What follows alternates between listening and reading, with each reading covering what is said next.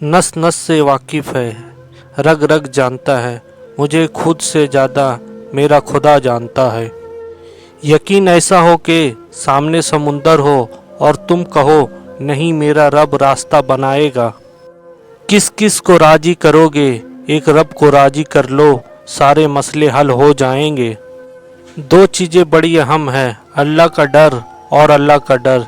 जिस शख्स को ये दो नेमतें नसीब हो गई समझ लो वो कामयाब हो गया। मैं जैसे जैसे लोगों से मिलता गया मेरा ईमान पक्का होता चला गया कि इखलाक भी रिच है जो किस्मत वालों को मिलता है।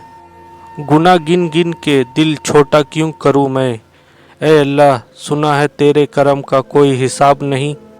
हजरत मोहम्मद सल्लल्लाहु अलैहि वसल्लम ने फरमाया कि जब बंदा कहता है या रब या रब या रब तो अल्लाह फरमाता है मांग तुझे अता किया जाएगा।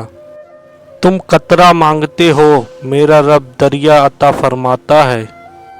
जब 5 वक्त की नमाज भी रब से गुफ्तगू करने के लिए कम पड़ जाए तो समझ जाओ कि आपको अल्लाह से मोहब्बत हो गई है और उसने आपको अपने करीब कर लिया है। चुप से बड़ी कोई बदा नहीं, इंसान जब बोलता है तो कुदरत खामोश रहती है और जब बंदा खामोश हो जाता है तो कुदरत इंतकाम लेती है और बेशक इसका इंतकाम बहुत बड़ा होता है। वीरान दिल का इलाज कुरान पाक है, कुरान शिफा है, कुरान रहमत है सिर्फ मोमिन के लिए। मुश्किल देने वाले से बड़ा मुश्किल से निकालने वाला है। ये बात समझ आ जाए तो मुश्किल ज़्यादा मुश्किल नहीं होती। ज़िंदगी उस अजान से शुरू होती है जिसकी नमाज नहीं होती और उस नमाज पर ख़त्म होती है जिसकी अजान नहीं होती। अल्लाह का दिया हुआ ये वक्त है और अल्लाह ही के लिए हमारे पास वक्त नहीं।